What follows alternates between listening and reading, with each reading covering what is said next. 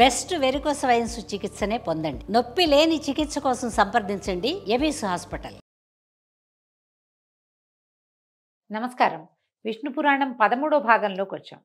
ఇంతకు ముందు భాగంలో బలరాముని వివాహ ప్రస్తావన తెలియజేసినాం కదా.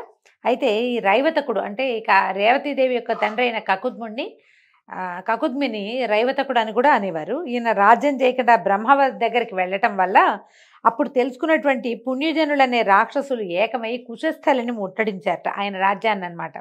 వాళ్ళకి భయపడి అక్కడ ఉన్నటువంటి రాజులు రాజకుమారులంతా పారిపోయారు.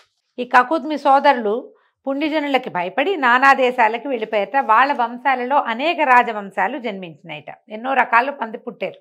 నభగుని కొడుకు నాభాగుడు.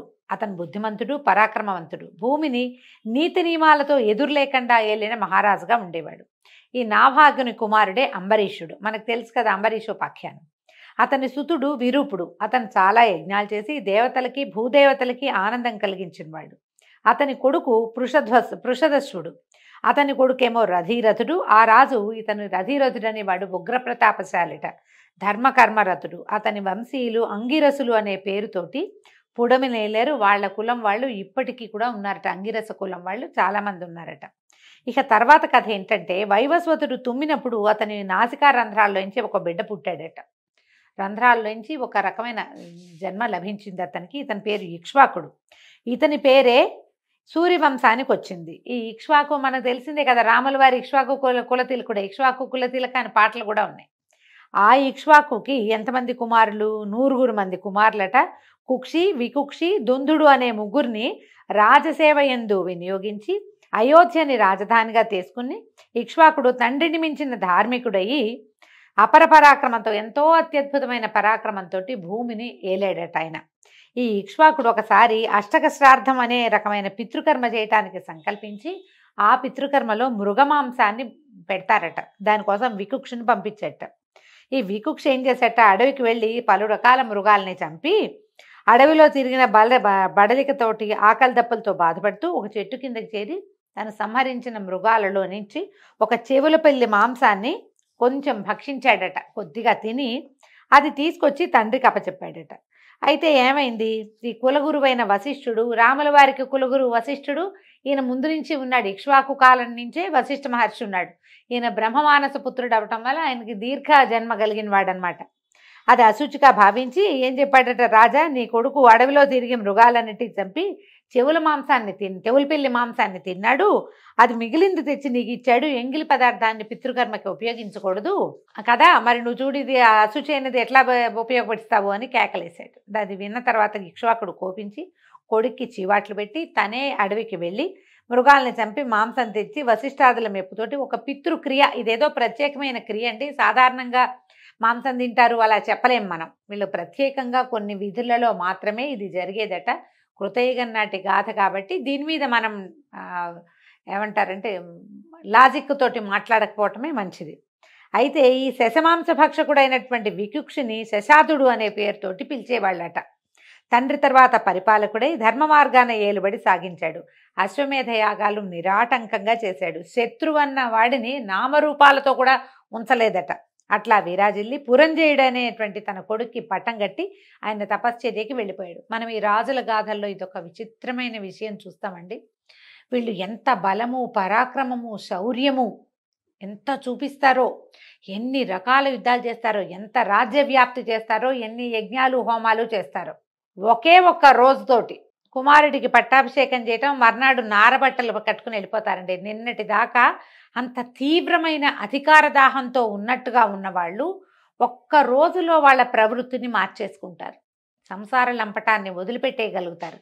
ఈ రకమైన డిటాచ్మెంట్ తెలుసుకోవటం కోసమే మనం పురాణాలు వినాలి. పురంజయుడు ఎలాంటి కష్ట నష్టాలు లేని విశిష్ట ధర్మ మార్గాన దొరతనాన్ని చెల్లించాడు. ఆ కాలంలో సురులకి అసురులకి ఘోరమైన యుద్ధం జరిగిందట, దేవతలకి రాక్షసులకి. ఈ సురులు అంటే దేవతలు అసురుల ధాటికి ఆగలేక వైకుంఠానికి వెళ్ళిపోయారట. విష్ణువుని దర్శించి శిరస్సులు వంచి నమస్కారాలు చేసి, రాక్షసుల వల్ల నానాబాధలు పడుతున్నాం తండ్రి, వాళ్ళు మమ్మల్ని చావుగొట్టి చెవులు మూసారు, మామూలుగా లేదు, మేము పారిపోయాము మా ఇళ్ళు వాకిళ్ళు వదిలిపెట్టి అని పదే పదే గోడు వెళ్ళబోసుకున్నారు. ఆయన ఏమన్నట్ట, ఇవి విరాచి విచారించి నాయనా ఆలోచించకండి. నా అంశతో తేజస్సుతో విరాజిల్లుతున్న రాజు పురంజేయుడు. వెళ్ళి అతని సహాయాన్ని కోరండి. మీకోసం ఆ రాజు ఈ రాక్షసులందరినీ ఖండిస్తాడు, వెళ్ళండి అని చెప్తే వీళ్ళు ఏం చేశారట, ఈ సాకేతపురానికి వచ్చి పురంజేయుడిని చూసి, రాజా రాక్షసులతో పోరు, నిలవలేక వైకుంఠానికి వెళ్తే విష్ణుమూర్తిని ప్రార్థిస్తే ఆయనేమో నీ దగ్గరికి వెళ్ళమన్నాడు, నీ సహాయమే మాకు క్షేమంకరం అని చెప్పాడు, మాకు అభయం ఇచ్చి మా స్థానాలు మాకు వచ్చేలాగా చెయ్యి అని ప్రార్థించారట. ఇప్పుడు ఈయనకి ఒక విచిత్రమైన నిర్ణయానికి వచ్చాడు పురంజేయుడు. అయితే ఈ 100 యజ్ఞాలు నిరాటంకంగా చేసి ముజ్జగాలకి దొర అయిన ఈ ఇంద్రుడు ఎవరైతే ఉన్నాడో ఇతను గనక వృషభం అయితే, ఈ ఎద్దు అయితే అతని మూపు మీద నేను కూర్చుని రాక్షసులను ఎదిరించి నిర్మూలించి మీకు గెలుపు కలిగిస్తానన్నాడు. అనగానే సరేనని ఒప్పుకున్నారట. శివుడు ముందు నందిలాగా, రాజు ముందు ఇంద్రుడు వృషభంగా నుంచున్నట్ట. ఇతను ఏం చేశాడు, ఈ రాజు పురంజేయుడు మహావిష్ణువుని మనసా భజించి ఆ వృషభం యొక్క వృషభాకకుత్సుడై యుద్ధానికి వెళ్ళి అసురులను చెండాడి వేల్పులకి గెలుపుతో పాటు పరమానందాన్ని కలిగించాడు. అందుకని కకుది తిష్టతీతి కకుత్స్థ అని ఒక ఇది చెప్తారండి విగ్రహవాక్యం. కకుత్సుడు ఈయన పేరు అదనమాట. కకుత్ అంటే ఈ ఎద్దు యొక్క మూపు, ఆ మూపు మీద కూర్చుని ఉన్నవాడు కాబట్టి ఇతన్ని కకుస్థుడు అనే పేరు కలిగిన వాడు అయ్యాడు. కాకుస్థుడు అతని కుమారుడి పేరు. ఈ కకుస్థుని కొడుకు వేణుడు, అతని కొడుకు పృథువు, పృథువు యొక్క కొడుకు విశ్వగుడు, అతని కొడుకు పృథుయశుడు, ఆ రాజు కొడుకు చంద్రుడు, చంద్రుని యొక్క కుమారుడు యవనాశ్వుడు, అతని కొడుకు శ్రావస్తి, చాలా గొప్పవాడు. అతని పేరు మీదే శ్రావస్తి అనే ఒక నగరాన్ని కూడా నిర్మించారు. శ్రావస్తి కొడుకు బృహదశ్వుడు, అతని కొడుకు పేరు కువలయాశ్వుడు. ఈ కువలయాశ్వుడు అనేవాడు శ్రీహరి కృపతోటి ఎదురులేని రాజుగా పేరు పొందాడట. అయితే దొందుడనేవాడు ఉదంకుడనే ముని శాపం వల్ల రాక్షసుడయ్యి ఈ లోకానికి చీకాకు కలిగిస్తూ ఉంటే మునులు వచ్చి కువలయాశ్వుడికి చెప్పారట. అయితే ఈ కువలయాశ్వుడు ఏం చేశాడు, అసంఖ్యాకమైన సేనతో వెళ్ళి దుందుణ్ణి, వాడి బలగాన్ని, వాడి కుమారులను కూడా హతమార్చాడు. అయితే వాళ్లలో దృఢాశ్వుడు, చంద్రాశ్వుడు, కపిలాశ్వుడు అని 3 కుమారులు మాత్రం జీవించున్నారట. మిగిలినందరినీ చంపేశాడు. కువలయాశ్వునికి దుందుని పరిమార్చగలిగిన శక్తి విష్ణు ప్రభావం కలిగింది. అందుకని ఇతని పేరు దుందుమారుడు అనే పేరు వచ్చిందట. ఈ దుందుమారుడు అనే పేరు మనం కథల్లో చదువుతాం, అక్కడక్కడ కనపడుతుంది. ఈ దృఢాశ్వుని కొడుకు హర్యశ్వుడు, అతని కొడుకు నికుంభుడు ఐశ్వర్యానికి విజయలక్ష్మికి ఆశ్రయంగా ఉండేవాడు. చాలా సంపాదించాడట అతని కొడుకు అహిపశ్వుడు, వాడి కొడుకు కృతాశ్వుడు, వాని కొడుకు ప్రసేనజిత్తు, వాని కొడుకు యువనాశ్వుడు. అతను ధర్మశీలుడుగా చాలా ప్రసిద్ధి పొందాడు. మధ్య మధ్యలో చూడండి, ఒక్కొక్కళ్ళు ధర్మశీలుడుగా, ఐశ్వర్యవంతులుగా, శౌర్య ప్రతాపాలకి ఆటపట్టుగా ఉన్నవాళ్ళు ప్రత్యేకంగా చెప్తున్నారు. అయితే ఇతనికి యువనాశ్వుడికి సంతానం లేదట చాలా కాలం. ఒకసారి ఏమనుకున్నాడంటే, ఏ కొరత లేని ఐశ్వర్యంతో ఇవన్నీ ఉన్నాయి, నాకు కొరత లేదు ఐశ్వర్యానికి, శత్రువుల్ని అడవులకి కొండలకి పంపించాం, ముల్లోకాల్లోనూ కీర్తి చంద్రికలు వ్యాపింపజేశాము, ఇవన్నీ ఎందుకు, సంతానం లేదు, మన పై తరాల వాళ్ళందరికీ ఒక్కొక్కడు ఇద్దరిద్దరు ముగ్గురు సంతానంగా కలిగి భూమిని ఏలి తాత తండ్రుల పేరు నిలబెట్టి వాళ్ళకి ఏదో నీళ్లు వదిలిపెట్టి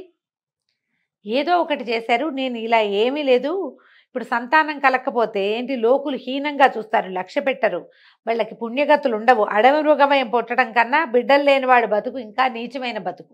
సంతానం లేకపోతే తాతలు తండ్రులు పితృలోకాల్లో మన కోసం ఏడుస్తూ ఉంటారు, వీళ్ళ వల్ల మాకు సంతానం కలగలేదు, మాకు నీళ్ళు వదిలేవాళ్ళు లేరని. అందుకని ఇలా ఆలోచించి యువనాశ్వుడు అనేవాడు ఏం చేశాడట, రాజభారం మొత్తాన్ని మంత్రులకు అప్పచెప్పేసి భార్యాసహితుడై అడవికి వెళ్ళిపోయాడట. చాలామంది మునులు అతన్ని చూశారు, ఏమిటి ఇతను ఇట్లా ఎందుకు రాజు ఇట్లా వచ్చాడని. కొంతమంది జాలిపడి పలకరించారు, రాజా సర్వం విడిచి ఇలా అడవికి వచ్చి కొడుకు కోసం మలమలమాడుతూ తపస్సు చేయటం ఎందుకు, ప్రార్థనలతోటి దేవతల్ని వేడటం నిష్ఫలం నాయన, మేము నీ కొడుకు కనగాలని వైష్ణవమైన యజ్ఞం చేస్తాం, తప్పకుండా నీకు శుభలక్షణ లక్షితుడైన కుమారుడు కలుగుతాడని నచ్చజెప్పి పుత్రకామేష్టి చేయించారట. పుత్రకామేష్టి చేస్తే ఏమైంది, సమాప్తి అయిపోయింది. యాగం అయిపోయాక మంత్రపూతమైన నీరు ఒక పాత్రలో పెట్టి దాన్ని వేదిక మీద పెట్టారట. అందరూ నిద్రపోయారు. ఇంకప్పటికి చాలా అర్ధరాత్రి అయిపోయింది. ఆ మొత్తం యజ్ఞజలం అంతా ఒక చోట చేర్చి నిద్రపోయారు. అర్ధరాత్రి అందరూ గాఢ నిద్రలో ఉండగా ఈ యువనాశ్వుడు అనేవాడు ఉపవాస శ్రమతో అలసి తొలసి దప్పిక చేత వేదిక దగ్గరికి వచ్చి దాని మీద ఉన్న కలశం తీసి ఆ నీరు తాగి వెళ్ళి పడుకున్నాడట. మంచినీళ్ళు ఏమీ కనపడలేదు. వీళ్ళు ఒక దొప్పలాంటి దాంట్లో పోసి పెట్టిన నీళ్లు చూసి అవి తాగే నీళ్లుగా భావించి నీళ్లు తాగేశాడు.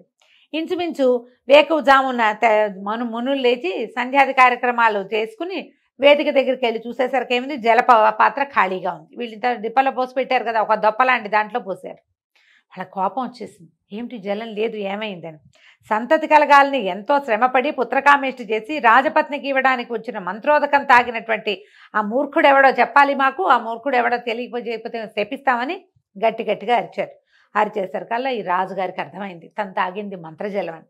గబగబా లేచి, అయ్యా శాంతించండి, ఉపవాస ఆయాసంతో విపరీతమైన దాహం కలిగింది, పైగా ఈ యాగశాలలో కూర్చుని వేడికి దాహం కలిగి శరీరంలో ఉడికెత్తిపోతుంటే నీళ్లు కావాలని అటు ఇటు తిరిగి ఈ ఉదకం ఇక్కడ ఈ పాత్రలో ఉన్న ఉదకాన్ని నేనే తాగానని చెప్పాడు. చెప్పేసరికి ఇంకేమంటారు మునులు, అయ్యో రాజా, మా సంకల్పం తప్పక ఫలిస్తుంది, కానీ అది వ్యతిరేకమైంది. ఈ యజ్ఞం చేసింది ఎందుకు? సంతానం కోసం. ఆ జలాన్ని తాగవలసింది ఎవరు? యజ్ఞకర్త అయినటువంటి రాజుగారి భార్య. కానీ ఇక్కడ రాజుగారే తాగేశాడు. నువ్వే గర్భం ధరిస్తావు నాయన, బలవంతుల్లో మేటైన కుమారుడు కలుగుతాడు నీకు అని చెప్పి వెళ్ళిపోయారు. కొంతకాలానికి ఈ రాజు గర్భవంతుడయ్యాడు. మనం ఇటీవల కాలంలో న్యూస్లో ఎక్కడో చూసామండి, ఒక మగ ఆయనకి ఆ గర్భాశయాన్ని ప్రవేశపెట్టి ఆయన పొట్టలో పెంచారు బేబీ అని. ఇది వాళ్ళ కొత్తది కాదండి, కృతయుగం నాడే జరిగిందట ఇది ఎప్పుడో. అయితే కుడివైపు గర్భాన్ని ఛేదించి మగబిడ్డ బయటికి వచ్చాడట. పిల్లవాడే వాడంతటి వాడే గర్భాన్ని ఛేదించుకుని బయటకు వచ్చాడు. ఆ సమయంలో దివి నుంచి పుష్పవృష్టి కురిసిందట, దివ్యదుందువులు మోగాయి, గగనవాణి పొగిడిందిట. సురగణాలతోటి ఇంద్రుడు వాళ్ళ వద్దకు వచ్చాడు. మునులందరినీ రప్పించాడు ఎక్కడెక్కడి నుంచో. వాళ్ళందరినీ చూసి, ఈ బాలుడు నన్ను నా రాజ్యాన్ని భరించటానికి సమర్థుడు గనక మాంధాత అని పేరు పెట్టాడట. పేరు పెట్టి ఏం చేశాడు, కురుచేతి బొటన వేలిని పిల్లవాడి నోట్లో పెట్టాడు. తండ్రి మగవాడు కదా తల్లి, అందుకని ఇంద్రుడి యొక్క వేలుని పిల్లవాడి నోట్లో పెడితే ఆ వేలు చీకేసరికల్లా ఆయన వేలులోంచి అమృతం వచ్చిందట ఆ శిశువు కోసం. అదే ఉగ్గుపాలుగా జన్మించాడు. అట్లా 12 సంవత్సరాలు అమృతాన్ని పట్టించాడట ఇంద్రుడు ఈ కుర్రవాడికి. అలా 12 సంవత్సరాలు కాగా మాంధాత 7 దీవులతో అలరారుతున్న భూమిని కైవసం చేసుకుని ఏకఛత్రంగా పరిపాలించేటువంటి చక్రవర్తి అయ్యాడు. సూర్యుడి ఉదయాస్తమానాలకు నడుమనున్న భూమండలం అంతా కూడా మాంధాత క్షేత్రమని జనులు అనుదినం అభినందించేవాళ్ళు. మాంధాత అనేవాడు అద్భుతమైన చక్రవర్తి, షట్చక్రవర్తులలో ఒకడు. మాంధాత శశిబిందు పుత్రి అయినటువంటి బిందుమతి అనే ఆమెను చేపట్టి 3 కుమారులకి తండ్రి అయ్యాడు. తర్వాత కాలంలో పురుకుత్సుడు, అంబరీషుడు, ముచికుందుడు అని వీళ్ళ 3 పేర్లట. తర్వాత 50 మంది కూతుళ్ళు పుట్టారట ఆయనకి. అందరూ బంగారపు బొమ్మల్లాగా ఉండేవాళ్ళట, అందరూ మోహనాంగులే. ఇలా సంతానవంతుడైన మాంధాత చీకు చింత లేకుండా హాయిగా ఉన్నాడు, సంతోషంగా. ఆ కాలంలో సౌభరి అనే ఒక ముని ఒక కొలను నీళ్ల లోపల ఉండి తపస్సు చేస్తూ అలా ఉండేవాడు నీళ్లలో. అయితే ఒక ఆడ మగ చేపలు కలిసి తిరుగుతూ ఉండటం చూసి, ఎందుకు ఈ తపస్సు, ఒక భార్యతో ఆనందంగా గృహస్థ జీవితం నడపటం మేలు అని చెప్పి ఆయనకి సంసారం పట్ల ఆసక్తి కలిగింది. చేపల విహారం చూసేసరికి మాంధాత దగ్గరికి వచ్చాడు. మాంధాత దగ్గరికి వస్తే ఆయన మాంధాత ఈ ఋషిగారిని సాదరంతో కూర్చోబెట్టి అర్ఘ్యం పాద్యం ఇచ్చి నమస్కారం చేసి సంభావించి కూర్చోబెట్టాక అడిగాడు, మహానుభావ మీకేం కావాలండి, మీ రాకకి కారణం ఏమిటి, నేనేం చేయగలను మీకోసం అని అడిగేసరికల్లా సౌభరి అన్నాడు, నువ్వు దాతవుగా పేరొందిన వాడివని విని నీ దగ్గరికి వచ్చాను. ఇప్పుడు ఎవరు ఎప్పుడు ఏది అడిగినా సరే అది ఇచ్చి పంపించకపోతే మీ ఇక్ష్వాకు వంశానికే మాయని మచ్చ.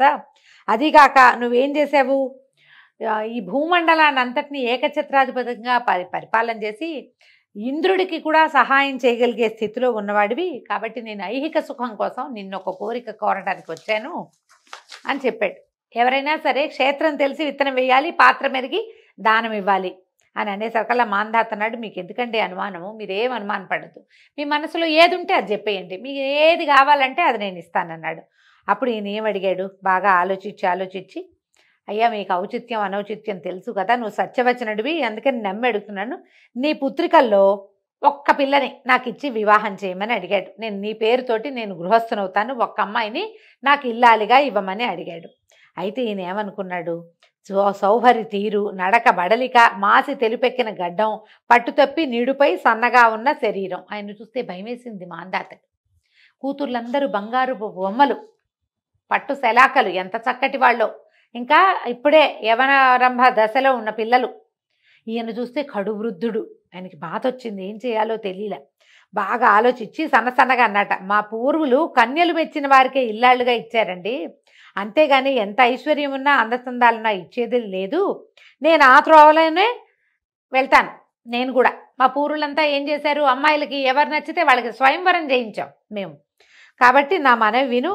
వయసు మళ్ళీ శరీరం దిగజారి చిక్కి ఉన్న నిన్ను మోహన రూపురేఖలున్నటువంటి నా కూతుళ్లలో ఒక్కతైనా ఒప్పుకుంటుందా? మరి పిల్లకి నచ్చకుండా నేను ఎట్టా పెళ్లి చేయను నాయనా అని అడిగాడు. అడిగితే సావుభరి అన్నాడు, మా రాజా మంచి మాట అన్నావు. సరే నిజమే, నువ్వన్నట్టే నాకు ఆరోగ్యం లేదు, అందం లేదు, యవనం లేదు, వృద్ధాప్య దశలో ఉన్నాను. సరే నా మాట విను, నన్ను నీ కూతుళ్ళన్న చోటికి తీసుకెళ్ళు. వాళ్ళల్లో నన్ను ఎవ్వరు ఇష్టపడితే వాళ్ళకి ఇచ్చి పెళ్లి చేయి, ఇష్టపడకపోతే నువ్వన్నట్టే నా దారి నేను పోతానన్నాడు. అనగానే రాజు ఇంకేం మాట్లాడాలో తెలియలే. ఈయనేమంటే ఆయనకి ఇంకా ఆశ ఉంది, ముసలాయనకి పాపం. కడువృద్ధుడుగా ఉన్న సౌభరికి ఇంకా ఆశ ఉంది ఎంతో కొంత. సరే ఏం చేశాడు, ఇక అంతఃపుర కాపరిగా ఉన్న వాడిని ఒకడిని పిలిచి రప్పించి, ఈ మునీంద్రుణ్ణి అమ్మాయిలను చోటకి తీసుకెళ్ళు, వాళ్ళలో అమ్మాయిల్లో ఏ ఒక్కరితే అయినా ఈయన్ను చూసి ఇష్టపడితే ఇద్దరికి పెళ్లి చేస్తాను అని చెప్పాడు.